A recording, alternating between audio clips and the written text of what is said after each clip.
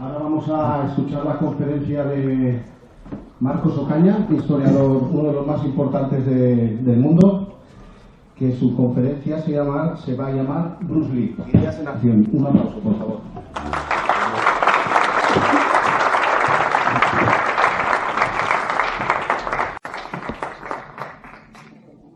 Muy buenas tardes a todos. Muchísimas gracias por venir. Por supuesto, también gracias aquí al maestro Sergio Gracia, a Susana, a Fernando y a todos los que han participado para organizar este evento, que es el primero de este estilo que se hace en Aragón. Así que personalmente me siento muy honrado y agradecido de poder estar hoy aquí con vosotros. Me llamo Marcos Ocaña y esta charla va a ser sobre cómo Bruce convirtió distintas ideas en escenas que él quería representar a través de sus películas.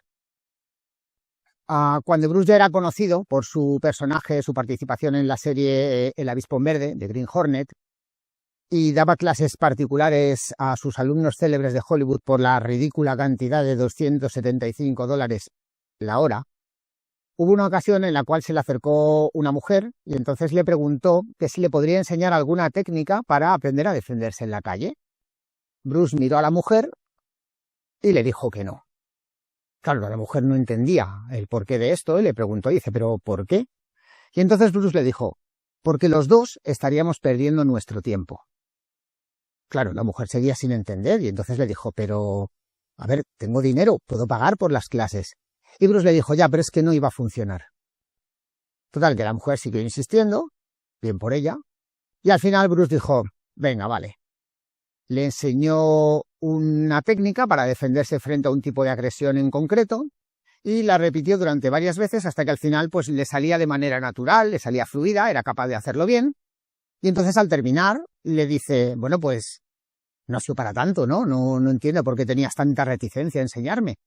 Y entonces Bruce le dice, venga, vale, pues ahora lo vamos a hacer de verdad. Y entonces entró en eso que alguno de sus alumnos definía como una especie de estado alfa, en el cual se le ponían los ojos en blanco como los de un tiburón, sin ningún tipo de emoción, y atacó a la mujer. Lógicamente no la agredió, pero la intención del ataque era completamente real. ¿Qué ocurre? Que en ese momento la mujer se quedó completamente bloqueada, entró en pánico y fue incapaz de reaccionar. Y entonces Bruce le dijo, ¿ves por qué te decía que los dos estábamos perdiendo el tiempo? Porque yo te puedo enseñar una técnica física, pero si tú no tienes la actitud mental necesaria para llevarla a cabo en la calle, no tienes ninguna posibilidad. Fue en torno a esta época cuando él se dio cuenta de que si quería transmitir todo este tipo de cosas, su filosofía, sus enseñanzas al mayor número posible de gente, la mejor forma de hacerlo era a través de la pantalla. Y entonces se asoció con el por entonces más prestigioso guionista de Hollywood, llamado Stirling Silliphant, autor de guiones como pues, La aventura del Poseidón, El coloso en llamas, En el calor de la noche, había ganado un Oscar, y uno de los actores de Hollywood más importantes, que era James Coburn. Había protagonizado películas, pues seguro que muchos las conoceréis, como La gran evasión, Los siete magníficos, había hecho westerns con Sergio Leone, y juntos desarrollaron un proyecto al cual titularon La flauta silenciosa. Este proyecto pretendía narrar el viaje de autodescubrimiento de un artista marcial que va en busca de un libro que está considerado algo así como la Biblia de las artes marciales, donde están todos los secretos que un artista marcial puede conocer y están todas las respuestas a todas las preguntas que pudieras tener. Y para poder hacerse con este libro, tenía que ir superando una serie de pruebas o de desafíos que no solamente le iban a llevar al límite, sino que le iban a enseñar muchísimo sobre sí mismo. Durante todo este viaje le iba a acompañar un personaje que era un flautista y masajista ciego, que era un papel que iba a interpretar Bruce Lee, y el cual pues le iba a ir guiando un poco a través de todas estas aventuras. Nosotros, lógicamente, íbamos a ver a este personaje en la pantalla, pero el resto de personajes digamos que no, porque era una especie como de personaje invisible. Es decir, este personaje representaba la voz interior del protagonista que le va guiando y le va enseñando para poder superar estos desafíos. Para poder, digamos, crear estas pruebas, Bruce se sumergió en su vasta biblioteca de cerca de 2.500 volúmenes aproximadamente, relacionados con todo tipo de artes marciales y todo tipo de corrientes de pensamiento, tanto orientales como occidentales, distintos autores, zen, filosofía, motivación, psicología, autoayuda, es decir, todo aquello que a él le pudiera resultar útil para después aplicar a las artes marciales. Bueno, pues dentro de todo esto, él descubrió que no había ningún texto que explicase mejor la mentalidad de las artes marciales y la mentalidad del combate de un guerrero que los textos de los antiguos samuráis. Hubo muchos que le llamaron la atención y entre ellos destaca uno que se llamaba Yagyu Tajima no Kami Munenori. Pero como el nombre es para nota, ¿vale? Lo vamos a dejar en Munenori y se acabó, ¿vale?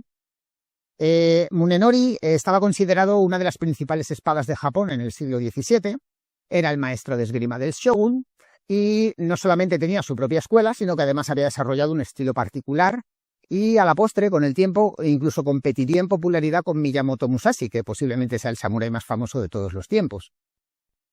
El caso es que Munenori tenía 2 monos como mascotas. Aquí entramos un poco dentro de la difusa línea de qué es realidad, qué no lo es, qué es ficción o tal, pero bueno, está ahí, escrito. Tenía 2 monos como mascota y estos animales tienen una naturaleza que es muy imitativa. Entonces, de tanto ver practicar a su amo, pues habían desarrollado una habilidad bastante buena en el manejo de la espada. Total, que como todo gran maestro, pues de vez en cuando recibía la visita de algún samurái que pretendía desafiarle para probar su valía. Y en esto, pues que efectivamente un día se le acerca un samurái, le pide desafiarle y Munenori le dice que antes de poder enfrentarse con él, tiene que ser capaz de derrotar a sus monos. Claro, el samurái se siente pues súper ofendido, insultado, ultrajado, todos los hados malos, ¿vale? Pero son lentejas. O sea, si te quieres enfrentar con el maestro, pues primero tienes que pasar por los monos. Total, que a regañadientes accede y entonces se enfrenta con los monos. Pero ¿qué ocurre? Que los monos, pues, son como son. Están todo el rato riéndose, todo el rato haciendo burla, todo el rato, pues, que entran, que salen, que suben, haciendo el mono, ¿vale? Y este samurái empieza a resultar presa de sus emociones.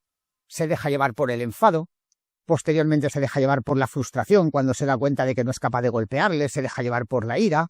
Y al final, cada vez que ocurre esto, pues los monos aprovechan para, mientras uno le distrae, el otro, pues, le muerde por la espalda, le golpean. Total, que llega un momento en el que el samurái se da cuenta de que no tiene ninguna posibilidad y entonces se da por vencido. Munenori le dice, mira, tienes que ser capaz de controlar tus emociones. Entonces, márchate, sigue practicando y cuando tú creas que estás preparado, regresas. Bueno, pues dicho y hecho, el samurái se marcha y al cabo de unos años vuelve. Y entonces, esta vez se vuelve a enfrentar a los monos, pero su actitud es completamente diferente. Ahora él está en completo control de sus emociones, se mantiene completamente sereno, hasta el punto de que los monos cuando le ven se dan cuenta de que no tienen ninguna posibilidad ante él y entonces, pues prácticamente sin empezar el combate, tiran las espadas y se marchan. Bueno, pues este pasaje Bruce lo convirtió en la primera prueba del protagonista de La flauta silenciosa, el buscador del libro, y pretendía representar la prueba del ego, en la cual el luchador tiene que controlar sus emociones. Cuando se enfrenta con el hombre mono, que es el de la primera prueba, un personaje que iba a realizar Bruce, uno de los 4 que iba a hacer él, al principio no es capaz de controlar esas emociones, pero poco a poco comienza a escuchar el sonido de la flauta, del flautista ciego, y poco a poco va serenándose hasta que consigue, digamos, controlar la situación y derrotar a su adversario, pues donde prácticamente todos los que lo habían intentado antes habían fracasado y habían muerto.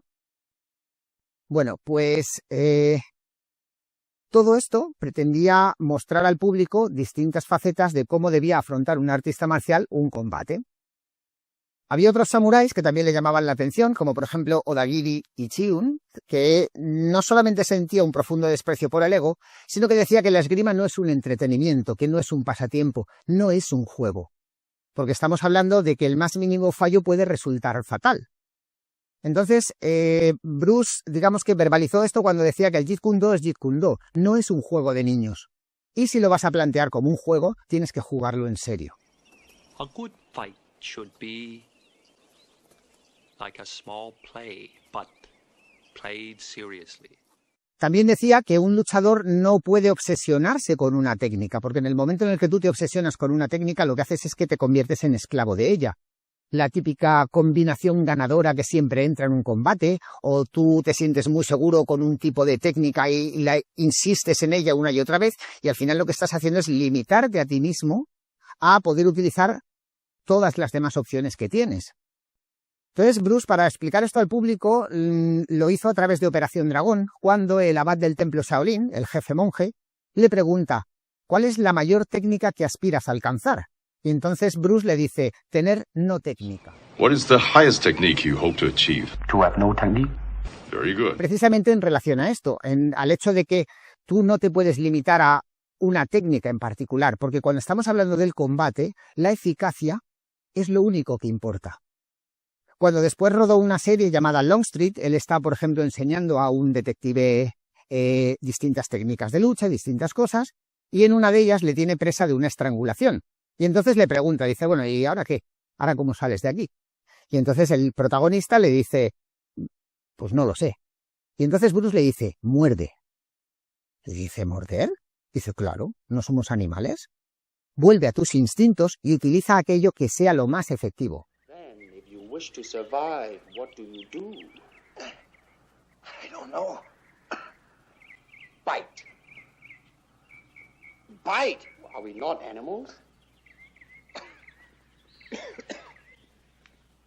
You all right? I can't find much evidence to the contrary, Lee. Bite, huh? Biting is efficient in close quarter. Bueno, pues lógicamente lo consigue, pero le dice: eso sí, no te obsesiones con la idea de morder, porque es la forma más fácil de que te acaben saltando todos los dientes. Don't make a plan of biting. That is a very good way to lose your teeth. 2 años después, cuando él rueda Furia Oriental, sucede lo mismo, es decir, él es presa de una luxación de hombro por parte de su adversario y entonces él, para poder librarse de ahí, muerde y se libera. ¿Por qué? Porque la mejor técnica es simple y llanamente la que funciona. Como decía Ichiun y lo que decía Bruce, cuando estamos hablando de un combate, el Jeet Kune Do, uno decía esgrima, Bruce decía Jeet Kune Do, pero todo lo demás es igual. Consiste en ir siempre hacia adelante, sin mirar atrás ni a los lados, ir derecho a destrozar al adversario. O como decía Bruce, un poco más humorísticamente, es mandar al contrario al hospital con el máximo de tormento y sufrimiento en el menor tiempo posible, de la manera más simple, directa y efectiva. Luego había otros samuráis, como por ejemplo Adachi Masahiro, que junto con Munenori decían que el simple conocimiento técnico de algo no es suficiente para convertirte en un maestro. Es decir, la técnica, toda la parte física está muy bien, pero si no tienes un entrenamiento psicológico, un entrenamiento mental que esté a la par del entrenamiento físico, es seguro que vas a ser derrotado. Esto es lo que le había pasado a la mujer del principio. Ella podía repetir una técnica muy bien, técnicamente, pero le faltaba la actitud mental. Entonces, cuando Bruce quiso explicarle esto al público, lo hizo a través de Operación Dragón, en una escena en la cual él está enseñando a su estudiante, a Lao, y entonces le dice: dame una patada. Y entonces, pues su estudiante da una patada alta, súper bonita, ¿vale? Es la pose molona para la película o para la foto. Y entonces Bruce llega y le dice: ¿eso qué es? ¿Una exhibición? Necesitamos contenido emocional. Tienes que creértelo. Porque si tú no te lo crees, no tienes nada que hacer. Así que inténtalo otra vez, pero conmigo. What was that? An exhibition? We need emotional content. Try again.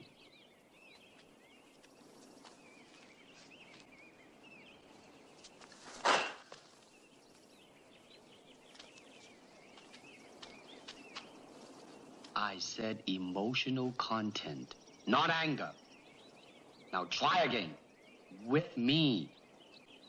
Y entonces su estudiante vuelve a lanzar sus patadas, pero esta vez las dirige hacia Bruce. No son tan bonitas, no son tan vistosas, pero sí que son mucho más efectivas. Porque, como decía Munenori, el verdadero maestro no tiene ninguna necesidad de exhibirse, ni de alardear. Simplemente utiliza sus herramientas para lograr su fin, nada más. Esto eran ideas, pero a veces había pasajes completos que a Bruce le gustaron mucho y decidió incorporarlos a sus películas, un poco a lo Tarantino, ¿no? Que esto me gusta, pues lo cojo y lo meto en mi película. Y posiblemente una de las más famosas tiene como protagonista a un samurái llamado Tsukahara Bokuden. Bokuden era otro de estos grandes maestros que pues de vez en cuando recibía desafíos y entonces un día pues se le acerca un samurái y le desafía y le pregunta, ¿cuál es tu estilo? Y entonces Bokuden, que en ese momento no debía de estar muy por la labor, le dice, pues, mira, lo puedes llamar el arte de la espada de la no espada. Claro, el otro se debió de quedar por una cara de tutafuma o algo, ¿no? Y entonces dice, a ver, que no entiendo eso de la espada de la no espada, explícamelo. Y dice, ahora no. Pero el otro le insiste, y entonces viendo que no va a quedar otra que batirse, le dice, vale, te lo explico, lo que pasa es que necesitamos un poco más de espacio, porque aquí podríamos herir a algún transeúnte. Pero allí hay una playa, aquí hay un bote, podemos subir al bote, nos vamos a la playa, y allí que tenemos todo el espacio del mundo, yo te lo explico. Y entonces dice el desafiador, venga, de acuerdo. Suben los dos al bote, llegan hasta la playa, cuando llegan a la playa el desafiador baja del bote, y Bokuden lo que hace es que vuelve a empujar el bote al agua y se marcha. Y entonces le dice, así es como la espada de la no espada derrota a sus adversarios.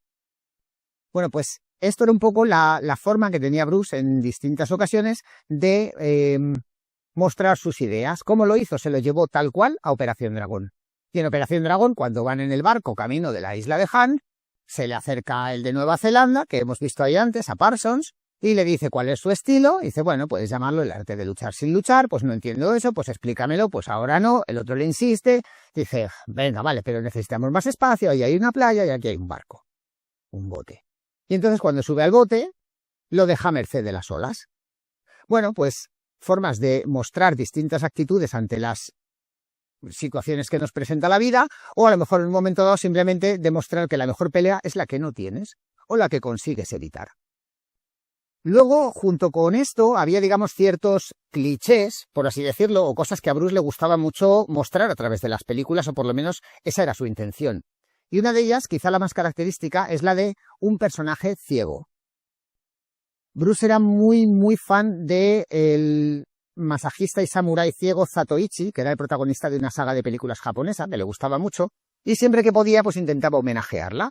Entonces su personaje en La flauta silenciosa, el flautista y masajista ciego, iba a ser un homenaje descaradísimo a Zatoichi.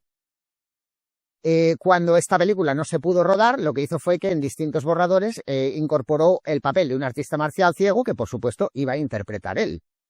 Cuando rueda Longstreet, el protagonista es un detective ciego al cual él va guiando en su proceso, digamos, de aprendizaje. Cuando en Operación Dragón no consigue encontrar a Han, lo que hace es que cierra los ojos para intentar sentir el entorno y de esa manera, pues, que le resulte más fácil localizarlo. Luego había otros conceptos que él, por ejemplo, consideraba bastante importantes. Algunos son un poco complejos a veces de entender, e incluso hay una escena que se eliminó en el primer montaje para los cines de Operación Dragón porque pensaba el director que el público no la entendería, pero luego la recuperaron. Este concepto es el de lo inconsciente. Lo inconsciente, como decía Munenori, el verdadero maestro de la esgrima es el que maneja la espada como si no la manejara. Es decir, que cuando realiza algún movimiento lo hace de manera prácticamente inconsciente. Tú no piensas en qué es lo que vas a hacer, sino que simplemente reaccionas, ya sea a un ataque del adversario o un ataque que tú quieras realizar. Esto para explicaroslo con un ejemplo un poquito más gráfico, que seguramente resulte más fácil de entender. Imaginaros que vais conduciendo por la carretera y de repente a pocos metros de vosotros se os cruza un niño. En ese momento tú das un frenazo. No te colocas en el asiento y dices, mira, hay un niño, a ver qué distancia tengo que frenar, y entonces freno. Simplemente ocurre de manera inconsciente, de manera instintiva. Tú pisas el freno. A todos nos ha pasado que tienes algo en la mano y de repente se te va a caer y lo coges casi antes de que te des cuenta de que se te ha caído. Bueno, pues según Bruce, copiando o parafraseando a Munenori, este era el estado ideal de un verdadero maestro de las artes marciales, el que es capaz de actuar de manera prácticamente subconsciente. Esto Bruce lo explicó en Operación Dragón, cuando el abad del templo, el jefe monje, le dice, ¿cuál es tu reacción o tus pensamientos cuando estás frente a un oponente? Y entonces Bruce le dice, no hay oponente. Dice, pero ¿y eso por qué? Dice, porque la palabra yo no existe. What are your thoughts when facing an opponent? There is no opponent. And why is that? Because the word I does not exist. Cuando en un combate hay una oportunidad, yo no golpeo. Ello, el inconsciente, golpea por sí solo. And when there is an opportunity, I do not hit. It hits all by itself. Very good. Now, let it flow. Open it up. Kick with it. Yes! Now, how did it feel to you? Like, I didn't kick, it kicked. Terrific. Now, once more. Y entonces el jefe monje le dice, veo que tu talento está más allá del mero plano físico, está en el de la visión espiritual.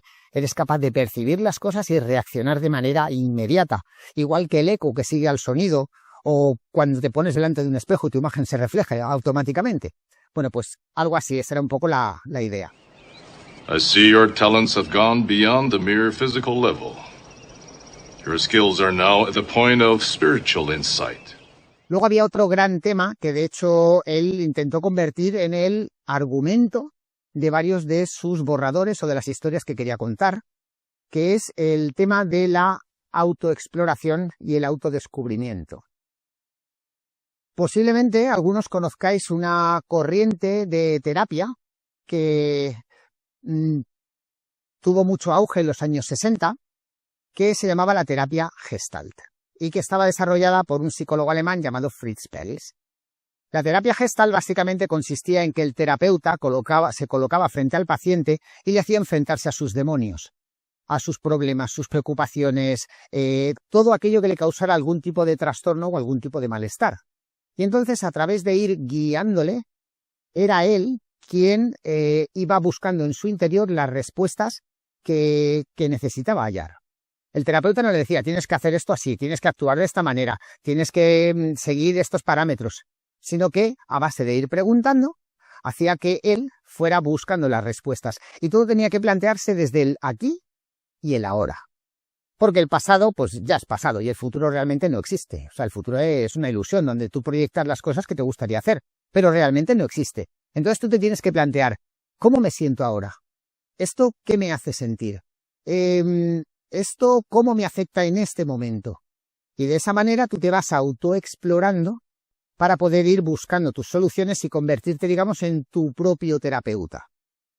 Bruce, estoy convencido de que convirtió prácticamente todo el primer episodio de Longstreet en una sesión de terapia Gestalt. Cuando él tiene que ayudar al protagonista ciego, este le dice al principio, dice, quiero que me enseñes a hacer esas cosas que tú haces. Y el personaje de Bruce le dice, yo no puedo enseñarte nada, yo solamente puedo ayudarte a explorarte a ti mismo.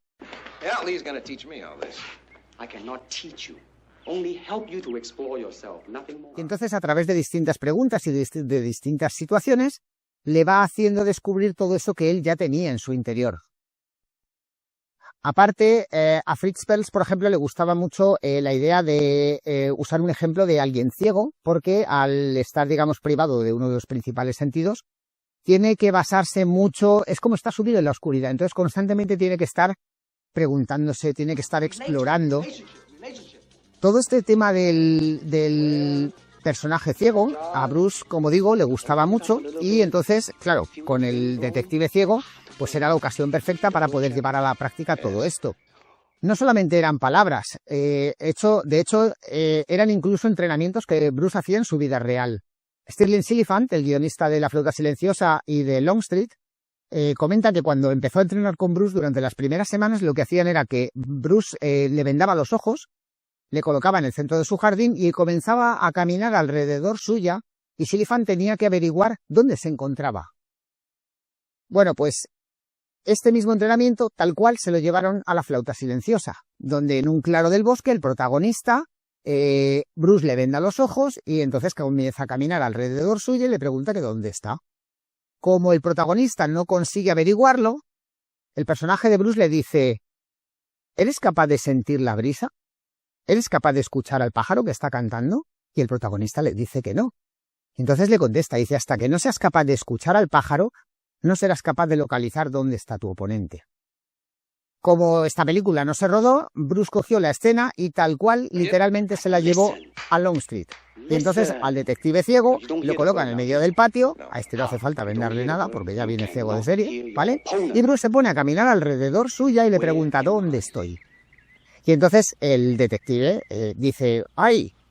Y cuando se equivoca, Bruce le dice tus pensamientos están equivocados.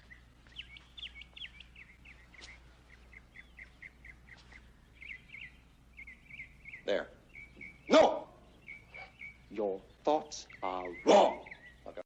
Puedes sentir la brisa, puedes escuchar el pájaro.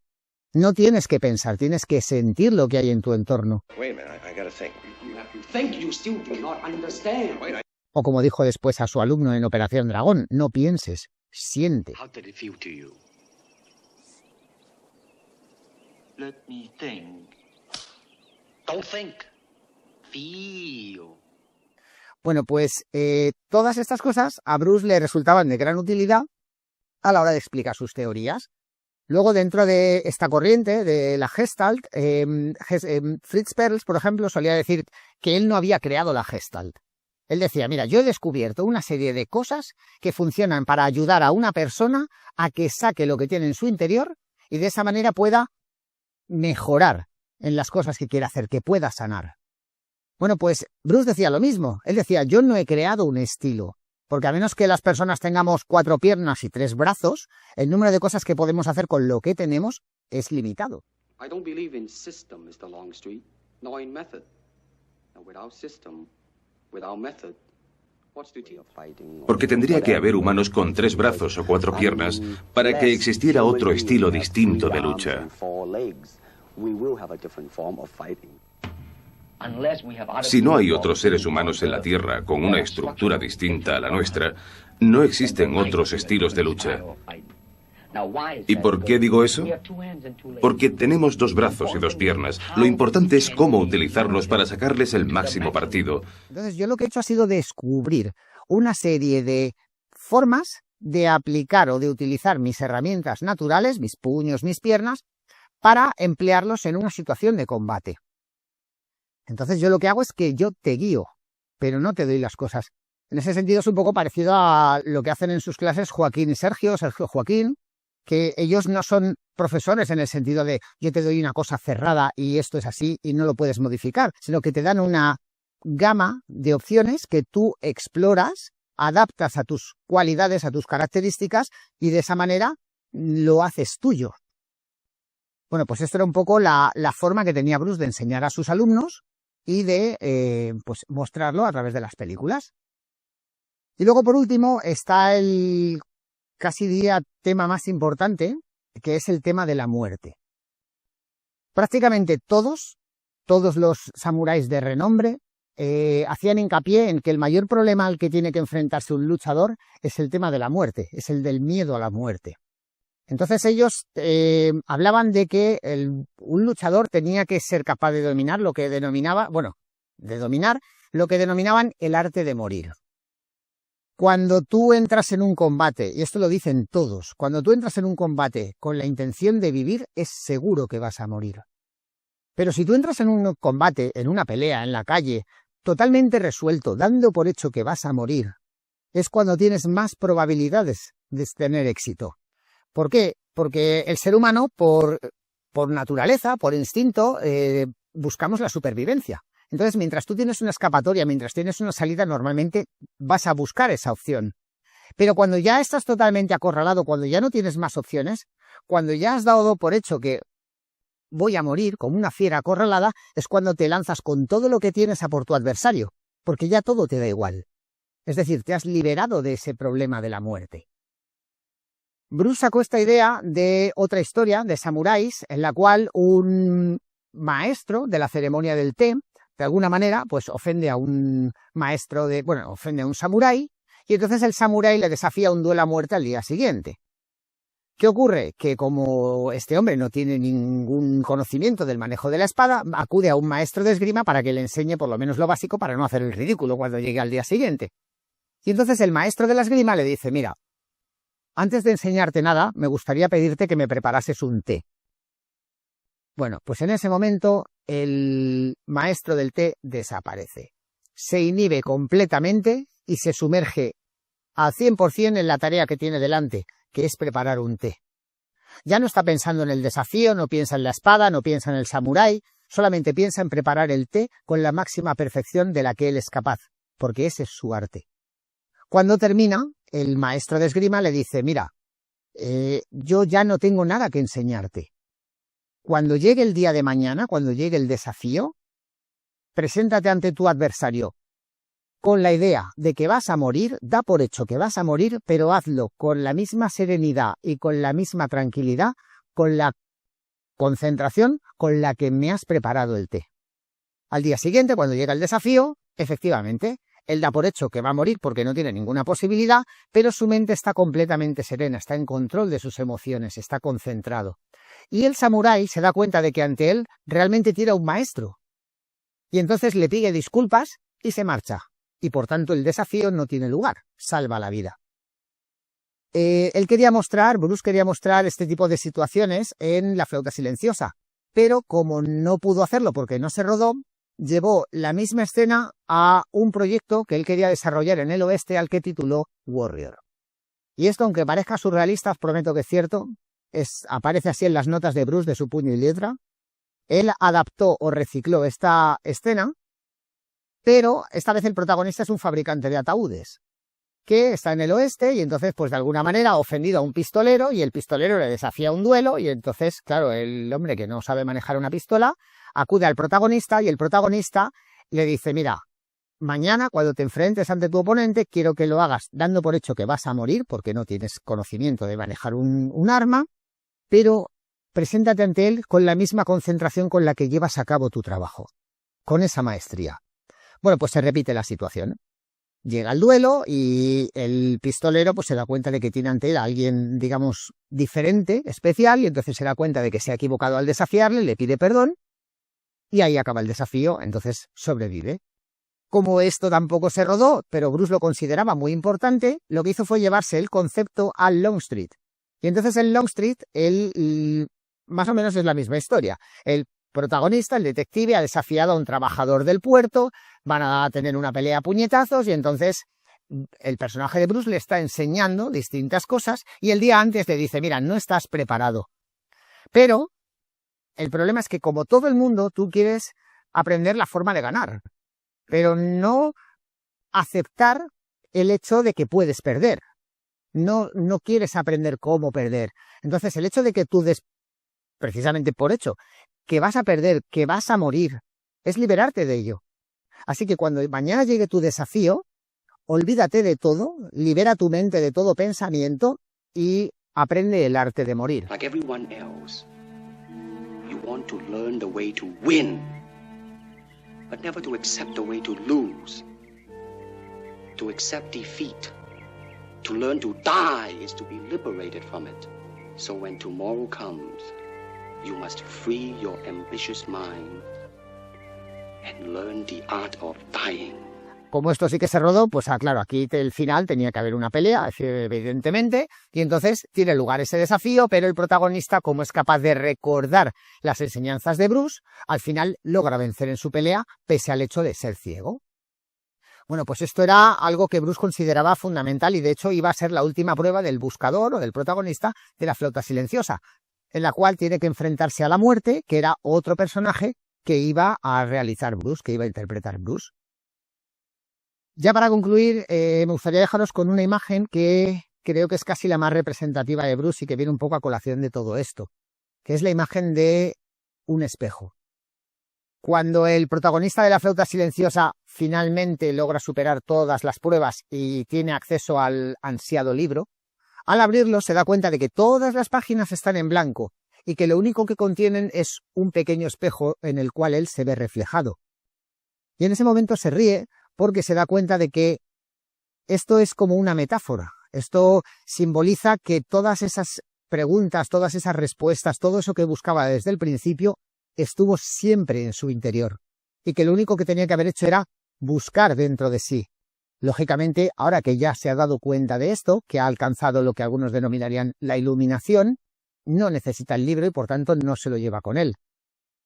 Bruce quería transmitir este mensaje al mayor número posible de gente, y entonces me gustaría dejaros un poco con esa idea.